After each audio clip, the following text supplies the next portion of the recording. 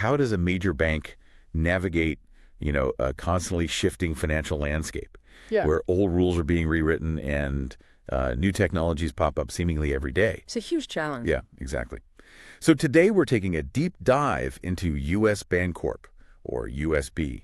It's a name most of us probably recognize, but honestly, its inner workings and strategic shifts are really fascinating for anyone tracking the financial sector. Absolutely. And our exploration today is really helped by a comprehensive research report from Compass Scope.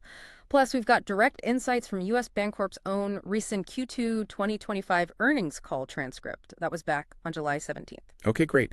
So our mission here for this deep dive is to kind of peel back the layers of USB's diverse business, look at its competitive position, understand their, ambitious growth roadmap, identify the risks on the horizon, check out their most recent performance, and then really pinpoint the key things you'll want to watch as their story unfolds. Okay, let's unpack this. Okay. So when you think about a bank, maybe you just picture like a local branch, right? Savings accounts, loans. The basics, yeah. But U.S. Bancorp, it sort of defies that simple image. They operate not just as a traditional regional bank, but as this really diversified financial powerhouse. They're serving a huge spectrum of clients, individuals, small businesses, all the way up to big corporations and institutional clients. What does that diversification actually look like on the ground?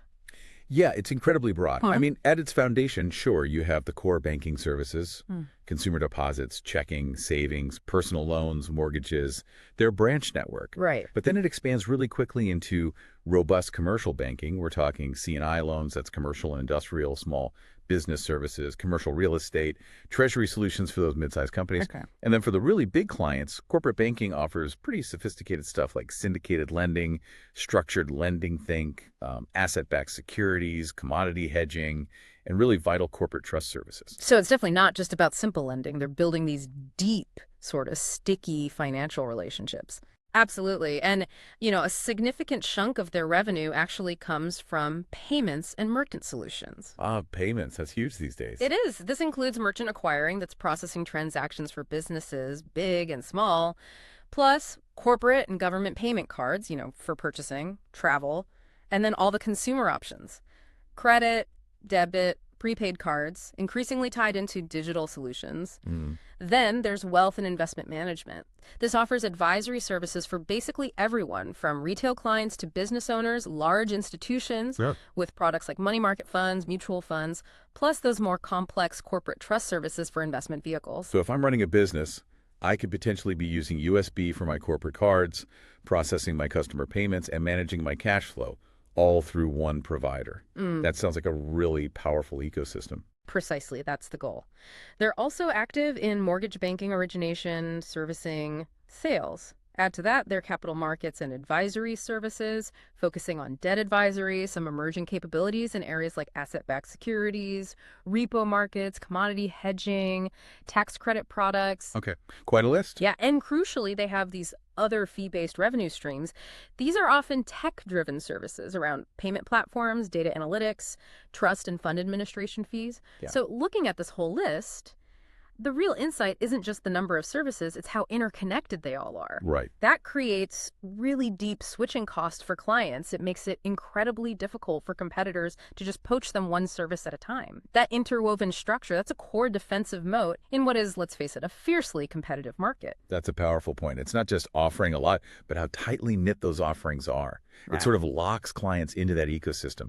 So how does that vastness and integration translate into their competitive standing in the broader market? Well, it gives them several really formidable advantages. First, that extensive fee-based business portfolio we talked about, it provides incredibly stable earnings. It significantly reduces their reliance on, fluctuating interest rates, which is a huge deal in today's unpredictable environment. Definitely. They're also known for highly efficient operations.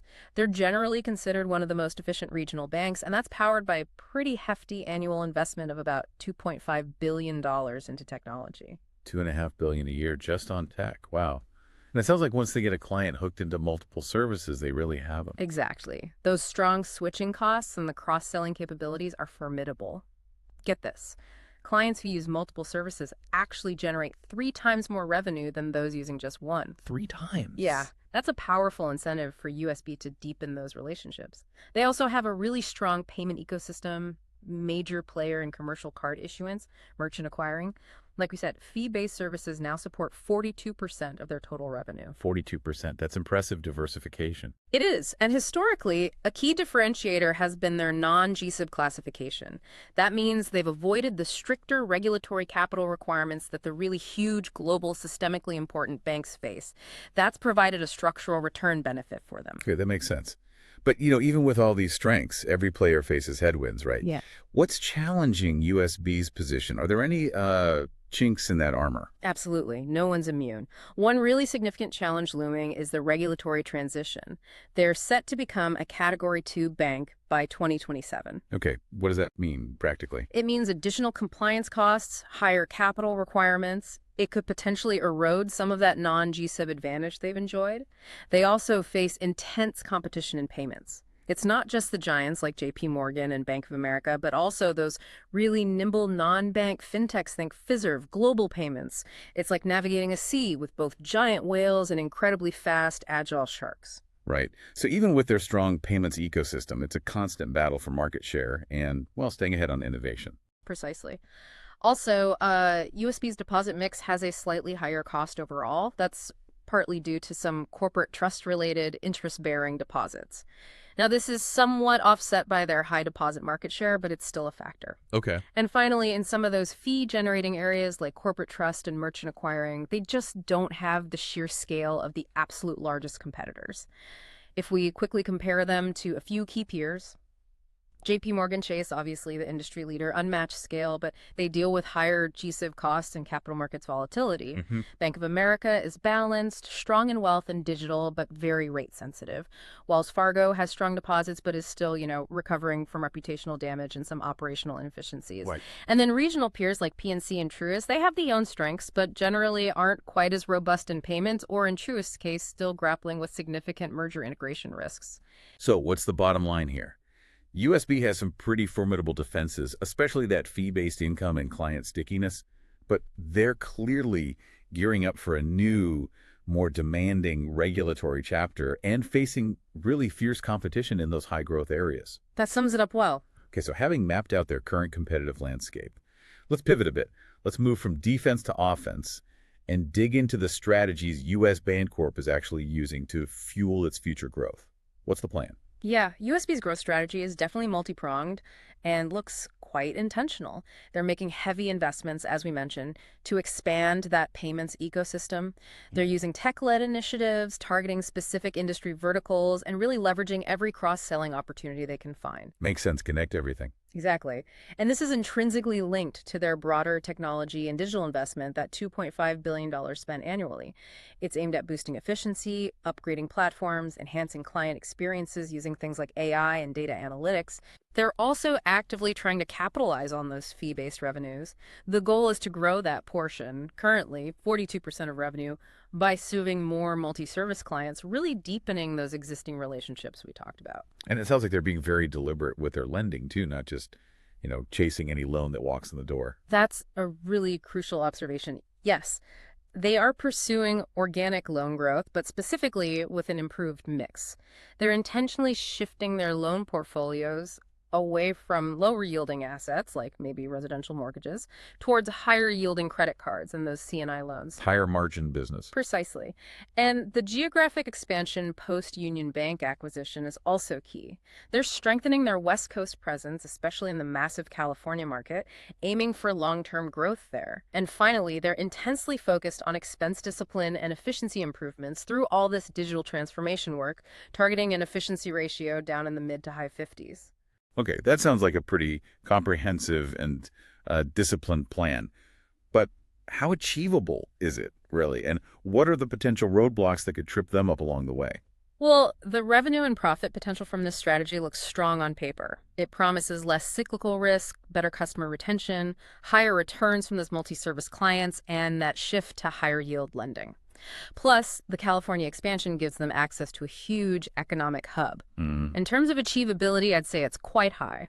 It's backed by those disciplined tech investments, a relentless focus on efficiency, their strong deposit market share, and what seems to have been a pretty successful Union Bank integration so far. But there are always risks. Always. The risks are real. Intense competition from the bigger banks and those fintechs is constant. The 2027 Category 2 transition will impact their capital flexibility. And of course, there are broader macroeconomic risks that could just temper overall growth for everyone. Right, which raises that important question. Strategy is one thing, execution is another. What's the biggest challenge in actually making this whole vision a reality day to day? Yeah, the execution risk for USD, I'd categorize it as moderate. I mean, while their operations are less complex than the giant GSIBs, their digital transformation and just integrating all these various business units smoothly still pose significant challenges. Sure. Scaling their payments ecosystem, as we said, faces relentless competitive pressure. That could delay or constrain the growth they're hoping for. The regulatory transition to Category 7 by 2027, that means higher capital, higher compliance burdens, and there's always potential for unforeseen changes in the rules. Always moving goalposts. Exactly. That deliberate shift in their loan portfolio to higher yielding credit cards and C&I lending. It's smart strategically, but it's challenging. It requires really strong, consistent underwriting skills, especially if the economy softens. Also, that huge $2.5 billion annual tech spend needs to show the expected returns. Delays or missteps there could hinder growth. And while the Union Bank integration seems largely complete, expanding effectively into competitive California still presents some residual market penetration risks. Okay. It sounds like they're in a relatively stable position compared to some maybe, but still definitely navigating a complex and competitive path. How does their execution risk profile kind of stack up against their peers? Yeah, you've hit on a crucial point there. Generally, USB seems to have lower execution risk than the large GSIBs like JPMorgan with its vast global ops and volatile investment bank or Bank of America with its rate sensitivity and global presence. They also likely face lower execution risks than some regional peers like Wells Fargo, still dealing with regulatory and reputational overhang, or Truist, which is still navigating pretty significant post-merger integration challenges from the BB&T SunTrust deal. Right, that was a big one. It was. USB's risks feel more aligned with maybe PNC's controlled growth strategy, although USB's ambitious tech and payments initiatives do carry slightly more specific implementation risk, I'd say. Okay, that gives us some good context. Now let's turn to the most recent scorecard, their Q2 2025 earnings call from back on July 17th. What did they actually report? How are these ambitious strategies playing out in the real-world numbers? Well, the earnings call actually highlighted genuinely strong performance. They reported an EPS of $1.11, net income of $1.8 billion. And importantly, adjusted year-over-year EPS growth was approximately 13%. 13% adjusted growth, that's solid. It is. And total fee revenue grew 4.6% year-over-year. They described it as showing broad-based strength across the different businesses. Crucially, that fee income now represents approximately 42% of total net revenue. That's a direct result, they emphasized, of their intentional investment in areas like institutional wealth, payments, and capital markets. That 42% from fees really stands out, doesn't it? Yeah. Especially in a volatile rate environment. How are they achieving that, and what else jumped out on the profitability front? It really speaks to their strategic focus. They also delivered 250 basis points of year-over-year positive operating leverage. That's their fourth consecutive quarter of doing that. Wow. They achieved an impressive 18% return on tangible common equity, or ROTCE, a 1.08% return on average assets, and they improved their efficiency ratio down to 59.2%. Getting closer to that target range. Exactly. And this was really underpinned by impressive expense discipline. They've now had 7 consecutive quarters of stable expenses on an adjusted basis. Executive Gunjan Kedia specifically noted that the $5 billion in digital investments made over the last 5 years are now being harvested, essentially self-funding the needed increases in payments and technology expenses by reducing costs elsewhere, like personnel and occupancy. Okay, so the heavy tech investments aren't just adding capability, they're actually hitting the bottom line by making them leaner, more efficient.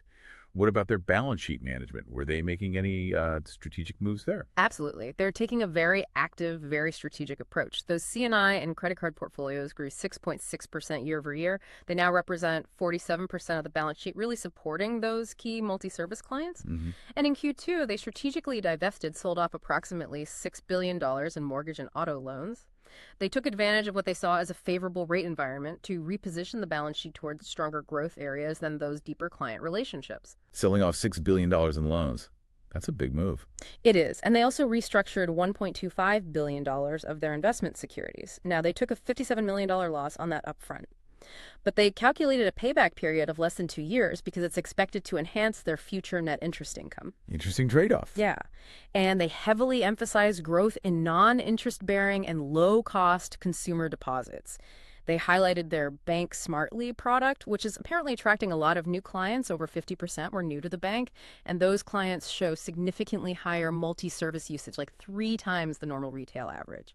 Okay, this balance sheet repositioning, selling off loans, restructuring securities, taking a short-term hit for longer-term gain. And that's not just passive accounting, is it? What does that kind of aggressive move tell us about their confidence in future net interest income, or NII, growth? That's really the core of it.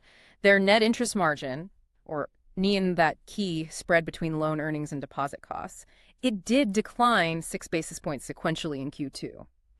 But they said half of that was due to the sort of transitory impact of those loan sales and some mortgage paydowns. Okay. But management clearly expects sequential net interest income, NII, the total dollar profit from interest, to actually grow in Q3 and Q4. They see this growth driven by fixed asset repricing, that balance sheet repositioning we just discussed, and the strong growth in C&I and card loans. Right. They reiterated their medium-term goal of a 3% IM, assuming about 4 Fed rate cuts eventually happen over the cycle. And, despite some analyst skepticism about NIR on the call, the executives sounded very confident. They clearly articulated how these strategic actions, combined with that robust fee income growth, should deliver a faster NII recovery trajectory over time. Got it. And what about credit quality? Any concerns there? Actually, it remained remarkably stable. Their non-performing assets ratio was just B4.4%, net charge-off ratio 0.59%. Management actually expects the 2025 charge-off rates for both credit cards and overall loans to be lower than they were in 2024. Lower. That's optimistic. It is. Capital levels also look strong. Their CET1 capital ratio was 10.7%, or 8.9% if you include AOCI, which reflects unrealized gains or losses on securities. Either way, well above regulatory minimums. They did say they elected to prioritize loan growth over increasing share buybacks in the immediate short term, though they remain committed to a 75% payout ratio over time. Okay. So it really is a picture of a company making these very deliberate, sometimes complex moves to reshape its future, all while navigating this challenging, high interest rate environment. Given everything we've discussed, what are the critical factors for you, the listener, to really keep an eye on when it comes to U.S. Bancorp's journey from here? Yeah, there are several key areas that really act as their pulse points going forward. First, definitely monitor that net interest margin, NIM, and net interest income, NI, recovery. You need to pay close attention to deposit betas, how quickly their deposit costs react to rate changes, Right. as well as growth in those high-yield loan categories like C&I and credit cards. And, of course, the Federal Reserve's interest rate path is crucial. Related to this, keep watching deposit competition and their overall funding costs, especially growth in those non-interest-bearing and low-cost consumer deposits they're targeting. And that regulatory shift is a monumental one, isn't it? What exactly should we be tracking there? Absolutely critical. The Category 2 regulatory transition and the ongoing Basel III endgame proposals. Keep an eye on developments there for evolving capital requirements and how USB's adjusted CET1 position holds up under these new rules. Okay. Also, keep a close watch on their payments ecosystem growth and the competition there. Track payment processing volumes, any new partnerships they announce, and just how effectively USB competes with both the GSIBs and those nimble fintechs. Makes sense. And naturally, the broader macroeconomic environment and overall loan demand will heavily influence their lending revenue. And related to that, credit quality in the loan portfolio, specifically watch delinquency rates, charge-offs, non-performing asset trends, particularly given that deliberate pivot towards higher yielding, potentially more sensitive loans. Okay.